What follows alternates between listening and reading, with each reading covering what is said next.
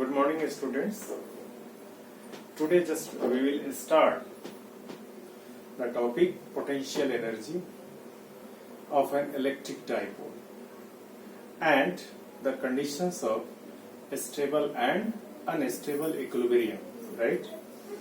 First of all, potential energy. Potential energy of an electric dipole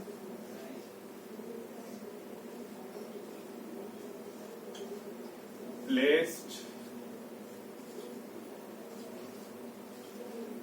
in a uniform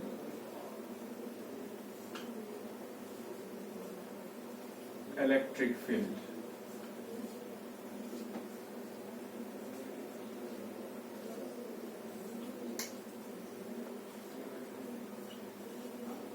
Okay. Potential energy of an electric dipole placed in a uniform electric field. You have studied when a dipole is placed in a uniform electric field, then the torque acting on it, just you have studied it, torque is equal to P vector cross E vector. See here, this is a uniform electric field. You know, electric field lines will be parallel to each other for uniform electric field. Just we have drawn here 5 parallel lines showing the direction of uniform electric field. Let it be E. E is the uniform electric field, and this is a dipole, electric dipole consisting of charges minus Q and plus Q. And suppose the dipole moment is along the line, you know, along the line joining minus Q to plus Q, and this is a unit vector in the direction of dipole moment.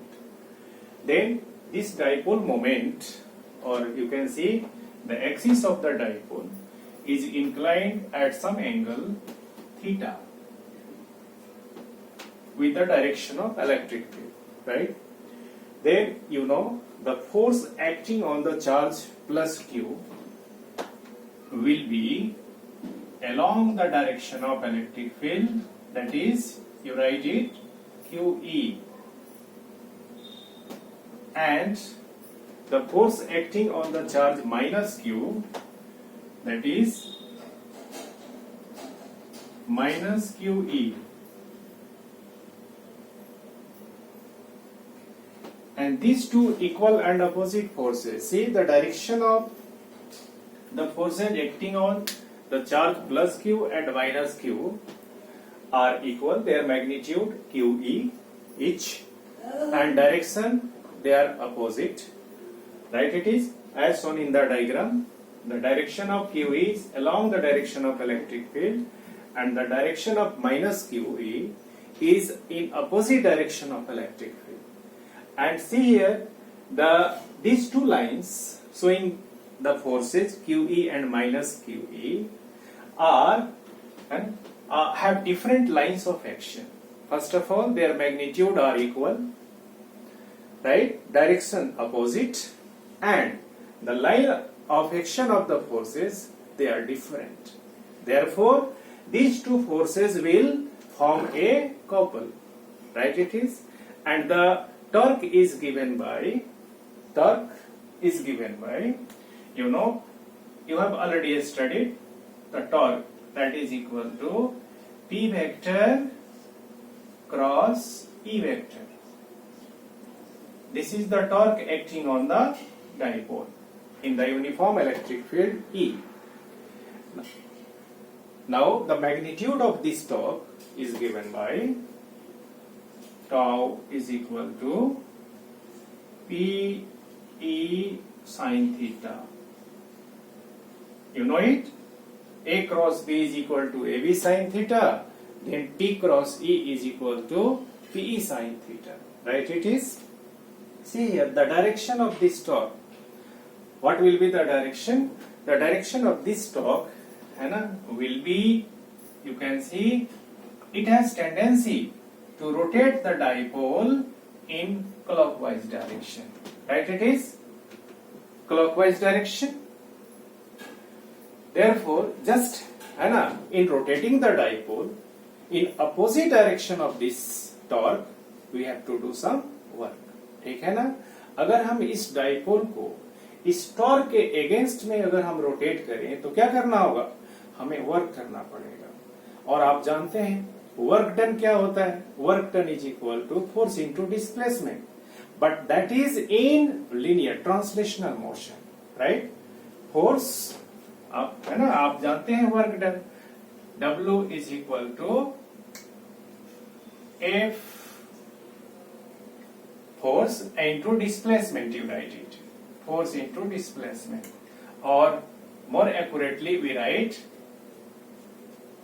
force vector dot displacement vector. ये लिखते हैं हम, work done के formula होता है हमारा। तो ये ट्रांसलेशनल मोशन में होता है, लेकिन यही रोटेशनल मोशन में फोर्स के इक्विवेलेंट यानी एनालोगस जो क्वांटिटी है, ठीक है ना, वो टॉर्क होता है। और यहाँ पे ये लीनियर डिस्प्लेसमेंट है, इसकी जगह हम लिखते हैं angular displacement, and that angular displacement is d theta. Suppose we have rotated the dipole against the torque by an angle a small angle d theta, then work done, a small amount of work done is given by dw is equal to tau d theta.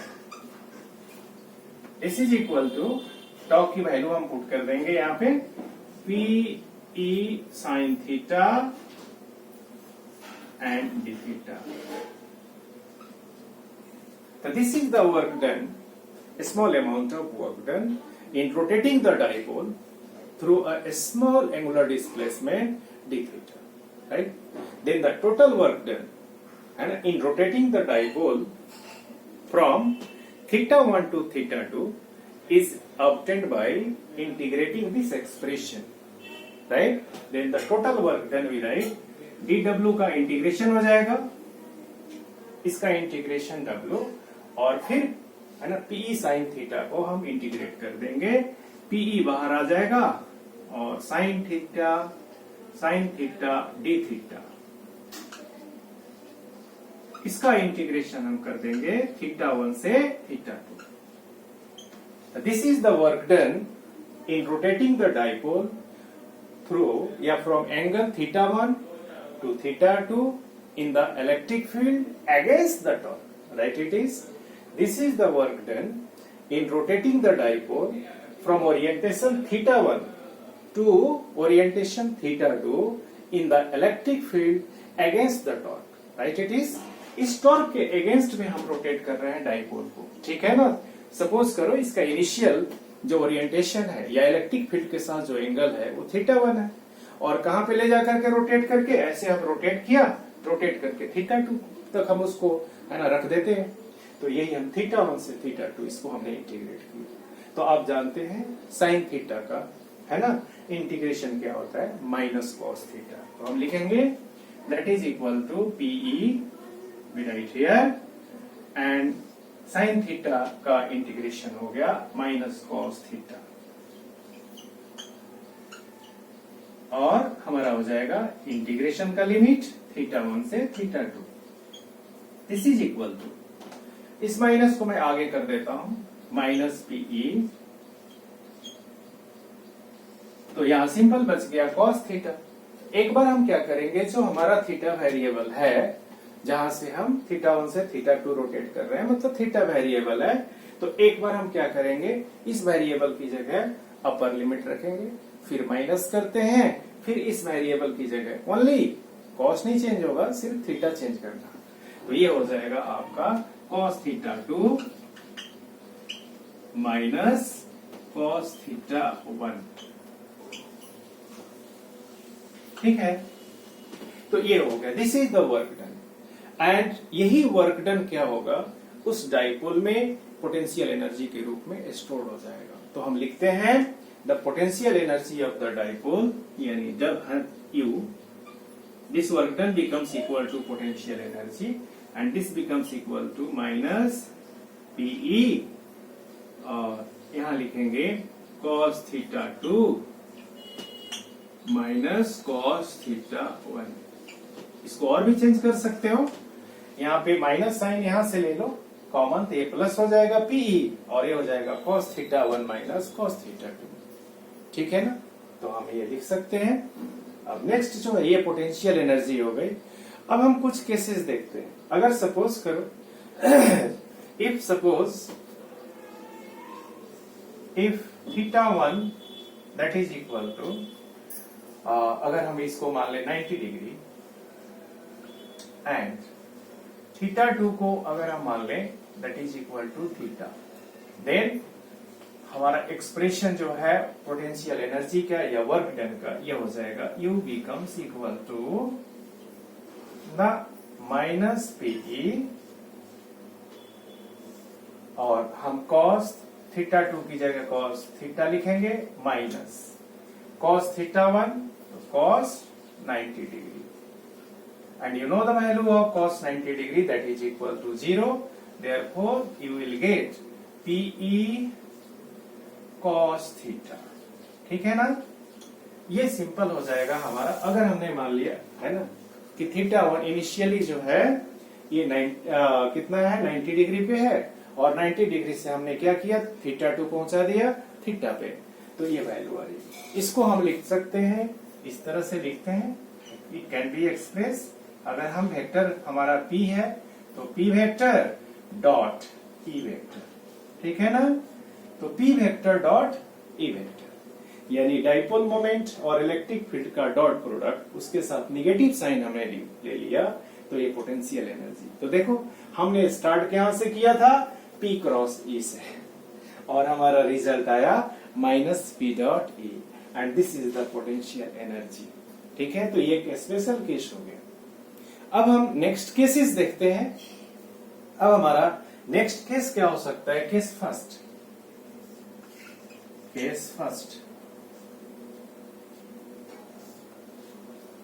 ठीक है, अगर हम suppose करो इस theta की value अगर हमने 0 कर दिया तब क्या होगा। If suppose